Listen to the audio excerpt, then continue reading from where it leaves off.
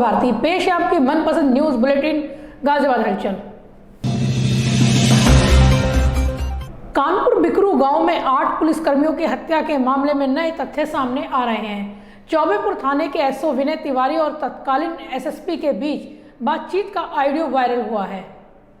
कानपुर के बिकरू गांव में 8 पुलिसकर्मियों की हत्या के कांड से जुड़ा एक और ऑडियो वायरल हुआ है। यह ऑडियो 2 जुलाई की रात घटना के समय का है, जब पुलिस टीम पर विकास दुबे और उसके साथी बम और गोलियों से हमला कर रहे थे। तभी एसओ विनय तिवारी ने इसकी जानकारी तत्कालीन एसएसपी दिनेश कुमार को दी थी। दोनों के बीच बातचीत का ऑडियो अब वायरल हो रहा है। इस ऑडियो की सबसे खास बात यह है कि सबको मालूम था कि विकास दुबे कितना खतरनाक अपराधी है, वह कुछ भी कर सकता है। बातचीत में विनय तिवारी कहता है कि हाँ, मुझे मालूम था विकास दुबे कुछ भी कर सकता है। ऐसे में कहा जा रहा है कि अगर सही रणनीति बनाई होती तो 8 पुलिसकर्मियों की जान बच सकती थी। आइए देखते हैं क्या है इस ऑडियो में। हाँ सर। कौन बोल रहे हो भाई? सर मैं बोल रहा हूँ विनय। ऐसो बोल रहे हो ना? हाँ सर। तो ये टोटल कितने लोग गोली चला रहे हैं? सर 5 से 7 आदमी होंगे, बहुत अधिक होंगे, उसी 10 के होंगे घर के सर। अंदर से चला रहे हैं? हाँ सर। अच्छा, उसी के घर के अंदर से चला रहे हैं। हाँ सर। अब अंधेरे में समझ में नहीं आ रहा सर, गोली आ किधर से रही है। घर कंजेस्टेड गांव में, बीच गांव में घर है सर, तो क्लियर कर पाना मुश्किल है कि गोली किधर से आ रही है। आसपास के घरों से भी हल्ला आ रहा था। अच्छा सर। तो उनको पता था पुलिस फोर्स नहीं है?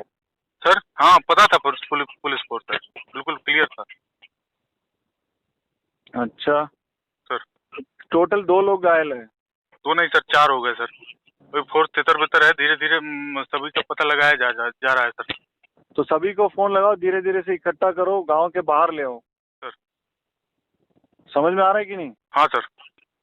तो और सीओ से बात हो पा रही है? नहीं सर, सीओ साहब का एक फोन तो जिसका आपसे बात हो रही है ये वही फोन है, गाड़ी में छूट गया था, और दूसरा फोन उनके पास है लेकिन उठ नहीं रहा है सर। अच्छा ये बताओ, कौन सी असला है उनके पास? 303 सर, बम भी चला रहे हैं। अरे 315 के फायर हैं सर, और पिस्टल के फायर। अच्छा, पिस्टल और 315 के फायर है, और लगातार चला रहे हैं? अभी बंद कर करके आदमी देख के चला रहे हैं? आदमी देख के चला रहे हैं सर, अभी हाल्ट है। अभी पिछले 15-20 मिनट चल रही थी, अभी हाल्ट है। ये कौन है उसके साथ? उसके घर में और कौन कौन रहते हैं? उसके घर में सर, उसके साथ में जो भी अपराधी रहते हैं, 4-5 आदमी असलहों के साथ रहते हैं सर। एक अमर तुझे ये दुबे सब है। पता था, पहले से पता था कि वो अपराधी है, बम भी है इसके पास, इतने असला है, तुम्हें पहले से पता था? मैं सर जानता था, मुझे अंदेशा था इस बात का, इसीलिए मैंने आपको बताया भी था, इसीलिए फोर्स नहीं, के मेरे साथ को आया। बताया है, मेरे को ये थोड़ा ना तुमने बताया कि साहब इस तरह से ये बम भी चलाएगा, ये इसके पास इतने असले और बदमाश भी इसके साथ सर रहते ये हैं। मनबड़ किस्म का है, इसीलिए इतनी फोर्स के साथ आए हुए थे हम लोग। क्यों 3 एसओ गए हैं, सर तो अब क्या स्थिति है वहाँ पे? किसी से संपर्क हो पा रहा है? वायरलेस भी है? गाड़ियां रोड पर छोड़ के सर पैदल फोर्स अंदर गई थी, वहाँ गोलियां चलने लगी तो फोर्स तितर बितर हो गई सर। अच्छा, बड़ा अच्छा, ठीक है, आप रीग्रुप हो जाओ, घायलों को पहले इवैक्यूएट करो, और बस सेंट्री के रूप भाई चारों तरफ कवरअप के रूप में असला के साथ तुम लोग मतलब उससे बच के आड़ लेके रहो, हम आ रहे हैं। सर सर समझ में आ रहा है कि नहीं? सर सर हाँ सर। क्या स्थिति है? सर क्या स्थिति है? रीग्रुप कर पाए हो? लोगों को इकट्ठा कर पाए हो? पीछे उसको सुरक्षित निकाल पाए हो? नहीं सर, अभी अभी स्थिति जस की तस है सर। अभी सिपाही कोई रिप्लाई फायर कर रहे हैं? सिपाही भी शांत हो गए हैं? भाई शांत है सर। हाँ, हेलो हेलो,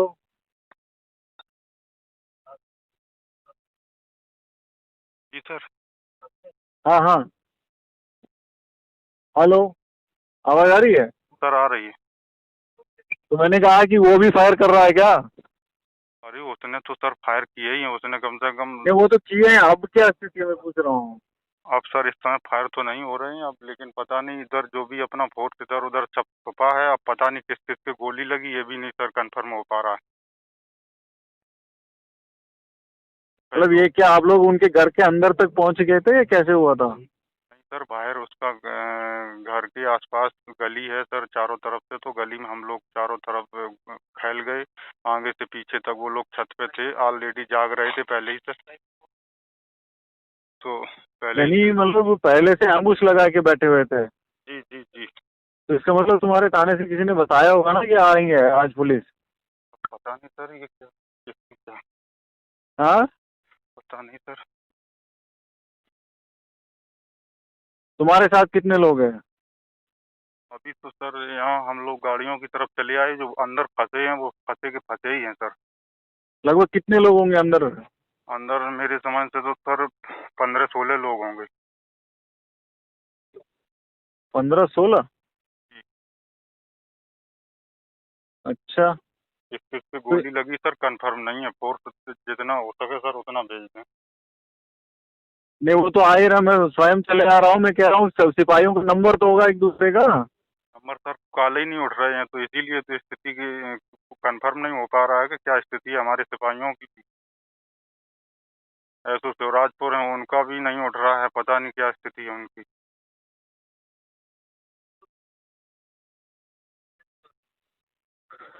चलिए ठीक है, पहुंच रहे हैं हम। अभिनेता सुशांत सिंह राजपूत की मौत के मामले में नया एंगल जुड़ गया है। यह एंगल है ड्रग एडिक्शन का। रिया के व्हाट्सएप चैट से कई खुलासे मिल रहे हैं। आइए देखते हैं इस पर एक विशेष रिपोर्ट। बॉलीवुड अभिनेता सुशांत सिंह राजपूत की संदिग्ध मौत के मामले में रोज नया मोड़ आ रहा है। रिया के व्हाट्सएप चैट्स की डिटेल्स सामने आने के बाद अब इस मामले की जांच में नारकोटिक्स कंट्रोल ब्यूरो भी जुट गया है। रिया का एक और व्हाट्सएप चैट सामने आया है जिसमें वे सुशांत की पूर्व मैनेजर श्रुति मोदी से बात कर रही है। इस चैट से पता चलता है कि सुशांत मारिजुआना यानी चरस छोड़ना चाहते थे और श्रुति इसमें उसकी मदद कर रही थी। एक अन्य व्हाट्सएप चैट भी सामने आया है जिसमें एक ऐसी घटना का जिक्र किया गया जिसमें मुलाकात के दौरान सुशांत रोने लगते हैं और अपने दोस्त से घर से चले जाने के लिए कहते हैं। इससे पहले मंगलवार को जो चैट सामने आए थे वो मार्च 2017 के थे। इसमें रिया चक्रवर्ती और गौरव नाम के एक शख्स के बीच ड्रग्स को लेकर बातचीत हो रही थी। रिया कहती है कि अगर हम हार्ड ड्रग्स की बात करें तो मैंने ज़्यादा ड्रग्स का इस्तेमाल नहीं किया है। मैंने एक बार MDMA की कोशिश की थी। क्या तुम्हारे पास MDMA है? एक अन्य चैट जो 2020 के अप्रैल महीने में सैमुअल मिरांडा और रिया चक्रवर्ती के बीच है वो भी सामने आ गया है। इस चैट में सैमुअल मिरांडा कहता है कि हाय रिया, स्टफ़ लगभग ख़त्म हो चुका है। इसके बाद मिरांडा रिया से पूछता है क्या यह शोविक के दोस्त से ले सकते हैं, लेकिन उसके पास सिर्फ हैश और बड है। ये दोनों ही नॉर्मल ड्रग्स माने जाते हैं। एक अन्य चैट में जया शाह रिया से कहती है कि पानी, चाय या कॉफ़ी में 4 ड्रॉप मिलाकर उसे दे देना है, फिर 40 मिनट लगेंगे। इस बीच सुशांत की बहन श्वेता सिंह कीर्ति ने ट्विटर पर लिखा है कि यह बहुत ही गंभीर मामला है और CBI को तुरंत इस पर कार्रवाई करनी चाहिए। वहीं रिया के वकील सतीश मान शिंदे ने ड्रग कनेक्शन को पूरी तरह से खारिज कर दिया है। मान शिंदे ने कहा कि रिया ने ज़िंदगी में कभी भी ड्रग्स का इस्तेमाल नहीं किया है। रिया अपना ब्लड टेस्ट करवाने के लिए भी तैयार है। ब्यूरो रिपोर्ट, युग करवट न्यूज़। राजधानी लखनऊ में बुधवार को 2 रोडवेज बसों की भिड़ंत में 6 लोगों की मौत हो गई जबकि 8 लोग घायल हो गए। ओवरटेक करने के चक्कर में यह भिड़ंत हुई है। घायलों में कई की हालत गंभीर है। राजधानी लखनऊ में बुधवार सुबह 2 रोडवेज बसों की जोरदार भिड़ंत हो गई। इस भीषण हादसे में बस चालक समेत 6 लोगों की मौत हो गई जबकि 8 लोग घायल हुए हैं। घायलों को इलाज के लिए ट्रॉमा सेंटर में भर्ती कराया गया जहां सभी की हालत गंभीर बताई जा रही है। यह दर्दनाक हादसा लखनऊ के काकोरी में हरदोई रोड पर बुधवार सुबह करीब 6:30 बजे हुआ। प्रत्यक्षदर्शियों के मुताबिक लखनऊ से हरदोई की ओर जा रही रोडवेज बस ने ट्रक को ओवरटेक करने की कोशिश की। इस दौरान सामने से आ रही दूसरी रोडवेज बस से उसकी जोरदार टक्कर हो गई। टक्कर इतनी तेज थी कि दोनों बसों के परखच्चे उड़ गए। हादसे के बाद रोडवेज बस चालक समेत 3 सवारियों की मौके पर ही मौत हो गई, जबकि 3 की अस्पताल ले जाते वक्त मौत हो गई। पुलिस के मुताबिक दोनों रोडवेज बसों में करीब 24 लोगों के घायल होने की बात बताई जा रही है।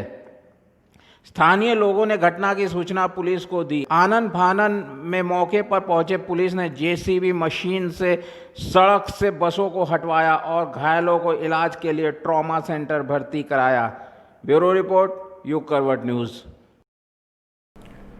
नोएडा के सेक्टर 63 में स्थित खिलौना बनाने की फैक्ट्री में बुधवार को भयंकर आग लग गई। काफी देर की मशक्कत के बाद आग पर काबू पाया गया। लोग खिलौने लेकर भागते देखे गए।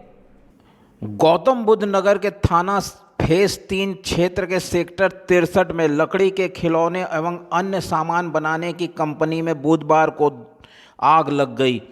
दोपहर को लगी आग की घटना की सूचना पाकर मौके पर पहुंची दमकल विभाग की 16 गाड़ियों ने आग पर काफ़ी मशक्कत के बाद काबू पाया।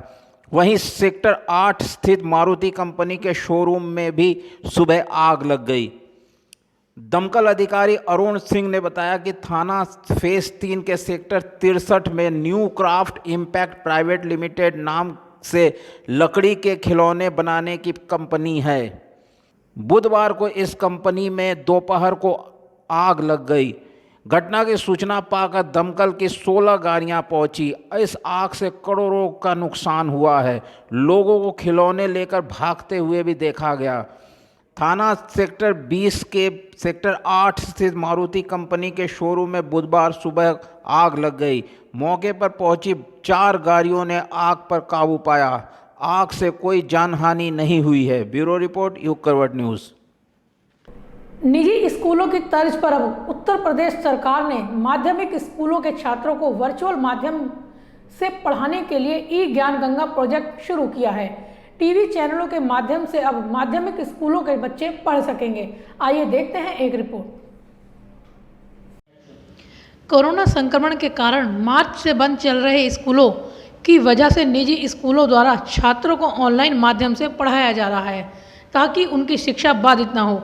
अब प्रदेश सरकार ने भी वर्चुअल ई ज्ञान गंगा के माध्यम से माध्यमिक स्कूलों के कक्षा 9 से 12वीं तक के छात्रों को टीवी के माध्यम से पढ़ाने का फैसला किया है। इसके लिए 24 अगस्त से वर्चुअल क्लासेस भी शुरू कर दी गई हैं। शासन स्तर से पढ़ाई के लिए टाइम टेबल भी जारी कर दिया गया है। सोमवार से शुक्रवार को विषयवार छात्रों को पढ़ाया जाएगा, जिससे छात्रों की पढ़ाई बाधित ना हो। जिले के छात्र भी इस वर्चुअल माध्यम से पढ़ सकें, इसके लिए जिले में नोडल अधिकारी तैनात किए गए हैं। तो वहीं माध्यमिक स्कूल के प्रधानाचार्य को भी जिम्मेदारी दी गई है कि वे नियमित रूप से इसकी मॉनिटरिंग करें। नगर पालिका बालिका शिक्षा स्कूल की प्रधानाचार्य हेमलता राजपूत ने युग करवट के माध्यम से छात्रों व उनके अभिभावकों को वर्चुअल ई ज्ञान गंगा के बारे में विस्तार से जानकारी दी। युग करवट चैनल के माध्यम से आज मैं अपने प्यारे बच्चों से कुछ अपील करना चाहती हूँ। वैश्विक महामारी जो चल रही है, जिसमें सभी लोगों को परेशान कर रखा है, इसमें सबसे ज़्यादा अगर कोई प्रभावित है तो वो हमारी छात्राएं प्रभावित हुई और उनकी स्टडी प्रभावित हुई है। तो मैं आज बच्चों को बहुत सारे तरीके बताने जा रही हूँ। जो बच्चे हैं अभी भी वंचित हैं, ऑनलाइन क्लासेस चल रही हैं, व्हाट्सएप के माध्यम से, यूट्यूब के माध्यम से, गूगल मीट के माध्यम से, जियो के माध्यम से, लेकिन फिर भी बहुत सारे बच्चे ऐसे हैं जो हमारा ये विद्यालय है, इसमें बहुत सारे ऐसे बच्चे भी हैं जिनके पास ये सोर्सेस नहीं है। टीचर्स ने व्हाट्सएप ग्रुप बना रखे हैं, हर सेक्शन वाइज, क्लास वाइज बना रखे हैं। बच्चों को हर तरीके से हम उनको स्टडी मटेरियल पहुंचाने की कोशिश कर रहे हैं, फिर भी बहुत सारे छात्राएं वंचित हैं। तो उनके लिए बस मैं कई सारे जो आपको तरीके बताने जा रही हूँ, उसमें सबसे जो प्रभावी है वो है टीवी के माध्यम। टीवी एक ऐसा माध्यम है जो अधिकतर घरों में होता ही होता है। 1% या 2% ऐसे लोग होंगे जिनके यहाँ टीवी नहीं होगा, लेकिन 95-98% लोगों के यहाँ टीवी है। उसमें कई सारे चैनल पे आपका जो सिलेबस है 9 से लेकर 12 तक, वो आपको वीकली उसमें आपका सिलेबस के अकॉर्डिंग आपके जो भी सब्जेक्ट विषय हैं उसमें टाइम भी दिया हुआ है आपका, और उसमें डेली रूटीन में कौन कौन सा कब कब आपका चैनल पे प्रसारण होगा, गवर्नमेंट ने बहुत उसके लिए प्रयास किया है। चैनल्स कौन से होंगे? चैनल्स हमारे डीडी है, डीडी नेशनल पे है, स्वयं प्रभा चैनल है, और इसमें डीटीएच चैनल है, दूरदर्शन है, ये सारे चैनल हमारे इस पे प्रसारित है। डिश टीवी है, जिसमें निःशुल्क चैनल ज़्यादातर हमने लिए हैं, जिसके माध्यम से आप तक ये मटेरियल पहुंचाया जाए। गवर्नमेंट ने बहुत प्रयास करके ये लेक्चर शूट कराए हैं, ताकि बच्चों को कहीं भी कोई भी किसी तरह की आगे फ्यूचर में जो आपके बोर्ड एग्ज़ामिनेशन है या आपके होम एग्ज़ामिनेशन में उसमें किसी प्रकार की दिक्कत ना हो। लेकिन फिर भी बच्चे उस पर थोड़ा समय आप लोगों को भी देना होगा, और मैं अभिभावकों से भी अपील करना चाहूँगी, वो भी बच्चों की इस परेशानी को समझते हुए उनको अपनी तरफ से पूरा प्रयास करें, क्योंकि टीवी घर पे ही बच्चा देखेगा। विद्यालय में हम कितना भी कोशिश करके बच्चों को पढ़ाने का जो प्रयास करते थे, वो इस समय अभिभावक की जिम्मेदारी अधिक बढ़ गई है। तो आप पूरा अपना समय बच्चों को दें, ताकि वो जो भी अपने वीडियोस हैं, अपने सब्जेक्ट से संबंधित हैं, जो भी उनके कंसर्निंग सब्जेक्ट्स हैं, उनको प्रॉपर समय से देखें। प्रधानाचार्य हेमलता राजपूत ने बताया कि वर्चुअल क्लास शुरू होने से स्कूल के शिक्षकों की जिम्मेदारी समाप्त नहीं होगी। सप्ताह में 5 दिन बच्चों को ऑनलाइन माध्यम से पढ़ाया जाएगा। इसके बाद अगर कोई दिक्कत छात्रों को आती है तो संबंधित स्कूल के शिक्षक उस समस्या को ऑनलाइन या फ़ोन द्वारा निस्तारित करेंगे। इतना ही नहीं, हर माह छात्रों को एग्ज़ाम भी देने होंगे, जिनकी आंसर शीट जांचने की जिम्मेदारी भी स्कूल के शिक्षकों की होगी। क्योंकि इसमें एक जो खास बात जो मैं बताने आपको वाली हूँ कि मंथली इसमें आपको क्वेश्चन पेपर दिया जाएगा। वो क्वेश्चन पेपर का जो इवैल्यूएशन होगा वो आपको स्कूल में ही आंसर शीट सबमिट करनी पड़ेगी। आपके जो व्हाट्सएप ग्रुप बने हुए हैं, या तो उसके माध्यम से करिए। उसके माध्यम से अगर आप नहीं कर पाते, अगर आपके पास वो सोर्स नहीं है, तो विद्यालय में ड्रॉप बॉक्स बने हुए हैं 9 से 12, 9th क्लास का अलग है, 10th का अलग है, 11th का अलग, 12th का अलग। आप उसमें अपना आंसर शीट सबमिट कर सकते हैं, जो आपकी चेक हो जाएगी, और यही आगे चल के आपको इसी पे बेस पे मार्किंग होगी। जो आपने मंथली बेसिस पे जो भी टेस्ट क्वेश्चन पेपर्स जो आप करेंगे, उसी बेस पे आपकी आगे मार्किंग भी की जाएगी। क्या मैम कोई सब्जेक्ट वाइज चैनल या इनका समय निर्धारित किया गया है? जी मैम, सब्जेक्ट वाइज इनका चैनल निर्धारित किया गया है कि मॉर्निंग में अगर इनका सुबह 1:30 बजे से लेके शाम को 4:30 बजे तक 10 से 12 के क्लासेस चलने हैं, और सुबह 11:30 से लेके 11 से लेके 1 बजे तक इनके 9th और 11th की क्लासेस चलेंगे, जिनका रिपीट टेलीकास्ट शाम को 4 बजे से 6 बजे तक होगा, 11th और 9th का। और बाई चांस अगर किसी का मिस हो जाए तो वो उसको मैम यूट्यूब पे इनके हम लिंक इनको व्हाट्सएप के माध्यम से भेजते रहेंगे, और इनका जो वीकली टाइम टेबल है, समय सारणी, वो भी हम इनको व्हाट्सएप के माध्यम से भेजते रहेंगे, जो हमारे ग्रुप में बच्चे जुड़े हुए हैं। तो यूट्यूब पे लिंक हम भेजेंगे, आप उन पे भी देख सकते हैं। अगर आपका छूट जाता, मिस हो जाता, तो यूट्यूब पे हमेशा अवेलेबल वो रहेगा, वो लिंक आपको हम अवेलेबल कराएंगे। कोरोना संक्रमण को देखते हुए प्रदेश सरकार ने इस बार नए सत्र में 30% सिलेबस को कम कर दिया है। छात्र नियमित रूप से वर्चुअल क्लास में भाग लें, इसके लिए नोडल अधिकारी व अनुश्रवण अधिकारियों द्वारा मॉनिटरिंग के अलावा इसका व्यापक प्रचार प्रसार भी किया जा रहा है। ब्यूरो रिपोर्ट, युग करवट न्यूज़। जन अधिकार मोर्चा ने हरियाणा के पंचकुला में 25 अगस्त 2017 को हुए दंगों में मारे गए लोगों को श्रद्धांजलि दी। मोर्चा ने मारे गए लोगों को बेकसूर बताते हुए उन्हें शहीद का दर्जा देने की भी मांग की। सामाजिक संगठन जन अधिकार मोर्चा ने 25 अगस्त 2017 को पंचकुला में हुए दंगों में मारे गए 42 लोगों की याद में एक श्रद्धांजलि सभा का आयोजन किया। सभा में कार्यकर्ताओं ने कैंडल जलाकर लोगों को श्रद्धांजलि दी। मुख्य अतिथि साध्वी आस्था ने कहा कि 25 अगस्त 2017 को पंचकुला में हुआ दंगा एक नरसंहार था, जिसमें बेकसूर और निर्दोष लोग मारे गए थे।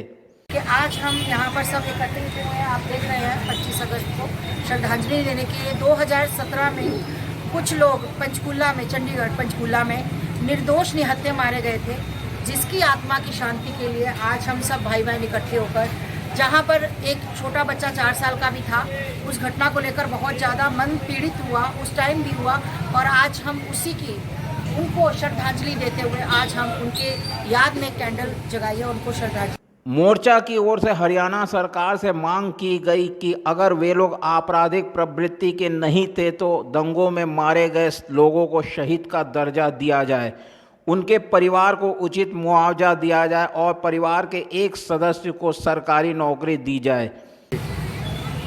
25 अगस्त 2017 को हरियाणा पंचकुला के अंदर जो दंगे हुए, जो कि किसी नरसंहार से कम नहीं था और जिसके अंदर निर्दोष महिलाएं, बच्चे, लगभग 42 लोग मारे गए, उन 42 निर्दोष भाइयों के लिए आज हम लोग श्रद्धांजलि देने के लिए जन अधिकार मोर्चा परिवार की तरफ से श्रद्धांजलि सदा सुमन अर्पित करने के लिए हम लोग आज यहाँ पर एकत्रित हुए हैं। और जिसमें हमारे बीच में मुख्य रूप से मुख्य अतिथि के रूप में माँ आस्था जी हमारे बीच में हैं और हम सभी लोगों ने आज यहाँ पर श्रद्धा सुमन अर्पित। मोर्चा की ओर से यह भी मांग की गई कि दंगे में मारे गए लोगों के नाम पर चौराहे या पार्क का नाम रखा जाए। बड़ी संख्या में कार्यकर्ताओं ने लोगों को श्रद्धांजलि दी। ब्यूरो रिपोर्ट, युग करवट न्यूज़।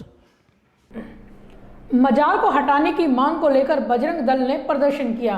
कार्यकर्ताओं का कहना है कि मजार के कारण मेरठ रोड पर जाम की स्थिति बनी रहती है।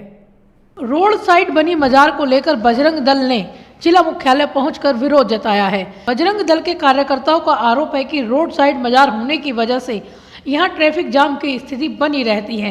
इसको लेकर कई बार शिकायत की जा चुकी है, बावजूद इसके मजार को यहां से हटाया नहीं जा रहा। के चौक पर जिस तरीके से सड़क पर अतिक्रमण कर जिहादियों ने अपनी मजार बनाकर लव जिहाद का, हिंदुओं को परेशान करने का एक अड्डा बना रखा है, उसका बजरंग दल विरोध करता है। माननीय डीएम साहब को ज्ञापन देकर बजरंग दल उसको आज ही ध्वस्त कराकर पाकिस्तान भेजने का आग्रह करता है। बजरंग दल ने कहा है कि मेरठ रोड से दिल्ली जाने वाले रास्ते की बाईं ओर यह मजार बनी हुई है। पिछले साल लाल कुएं के पास मंदिर को इसलिए तोड़ा गया था कि वह रोड साइड में था और सड़क को चौड़ा किया जाना था, लेकिन मजार के रोड साइड होने के बाद भी इसको नहीं हटाया जा रहा। मंदिर बनेंगे, सड़क चौड़ी होंगी तो मंदिर तोड़ दिए जाएंगे। हिंदुओं की भावनाओं को बिना सोचे समझे बजरंग दल इस विषय को बर्दाश्त नहीं करेगा। बजरंग दल आज अपनी बात को डीएम साहब को सरलतापूर्वक, विनम्रतापूर्वक बोल रहा है। कार्यकर्ताओं ने अपनी मांगों को लेकर एक ज्ञापन जिलाधिकारी के नाम सौंपा है। साथ ही स्थानीय प्रशासन से जानकारी भी मांगी है कि मजार के लिए क्या जमीन आवंटित की गई थी या इसकी रजिस्ट्री कराई गई थी। ब्यूरो रिपोर्ट, युग करवट न्यूज़।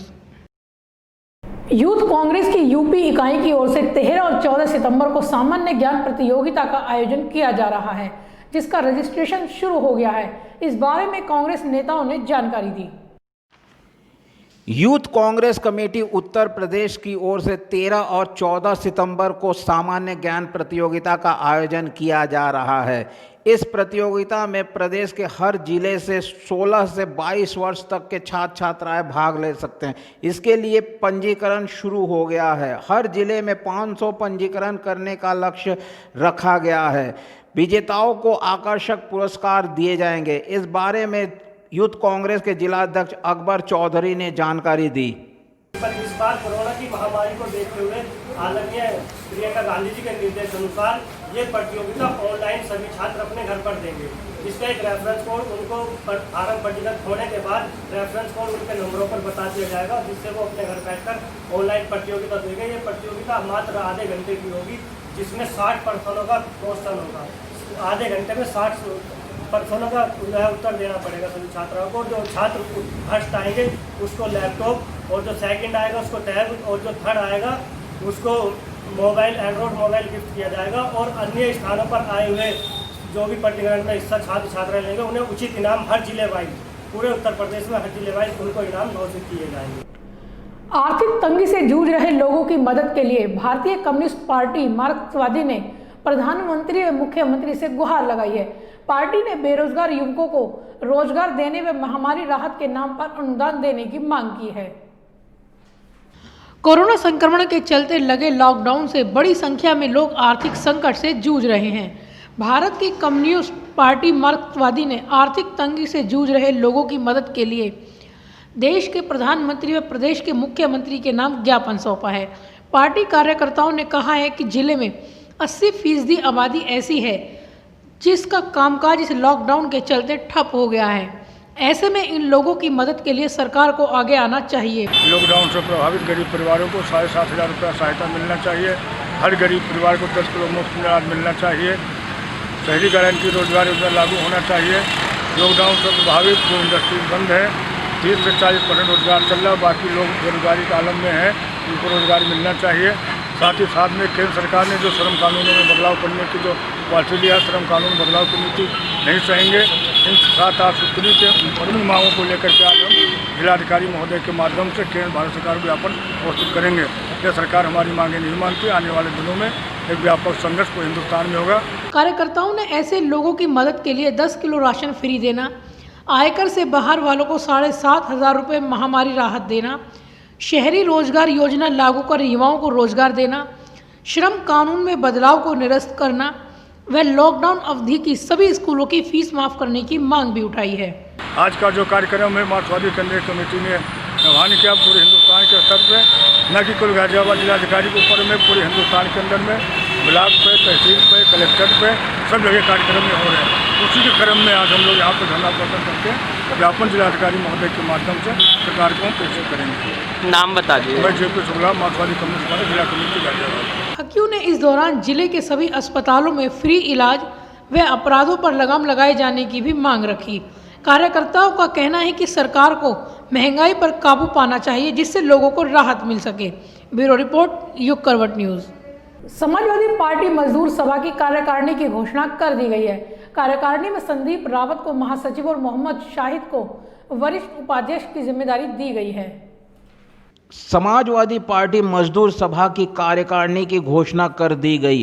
प्रेस वार्ता में जिला अध्यक्ष राशिद मलिक ने बताया कि कार्यकारिणी में संदीप रावत को महासचिव, मोहम्मद शाहिद को वरिष्ठ उपाध्यक्ष, गौरव महरौलिया, सोनू कनौजिया, नीरज चौधरी, प्रवीण पंडित और हरीशचंद्र यादव को उपाध्यक्ष बनाया गया। सचिव पद पर मोनू पंजाबी, शोएब कुरैशी, राजीव यादव, अनूप चतुर्वेदी, संजय कश्यप, सोनिया चौधरी, गौरव पांडे और नजर चौधरी को जिम्मेदारी दी गई। नीरज चौधरी जी को उपाध्यक्ष, गौरव जी को उपाध्यक्ष, हरीशचंद्र यादव जी को उपाध्यक्ष, सोनू कनौजिया जी को उपाध्यक्ष, प्रवीण पंडित जी को उपाध्यक्ष। इसी क्रम में जो सचिव बनाए हैं उनमें मोनू, शुएब, राजीव यादव, पूनम चतुर्वेदी, संजय कश्यप, सोनिया चौधरी, गौरव पंडित, डॉक्टर नजर चौधरी, नदीम भट्टी, विष्णु यादव, आसिफ खान, अब्दुल रहमान, सोनू, अजहर खान, योगेंद्र कुमार त्यागी, आकाश चौधरी, शोएब राजपूत, अरशद खान, जयवीर सिंह, रियाजुद्दीन, मोनू, वसीम, सलीम, अनस कुरैशी, माजिद मलिक, आरिफ खान, अजय कुमार, जयवीर, अफसर चौधरी, संतोष दुबे, रोहित आर्य, सरताज सलमानी, नरेंद्र यादव, कुलदीप चौधरी, मोहित तोमर, रवि तोमर, सुबोध तोमर, शोएब सेठी, आसिफ खान, रूप त्यागी, इब्राहिम अब्बासी, शाह आलम कुरैशी, प्रमोद मावी, गुजर कुशल यादव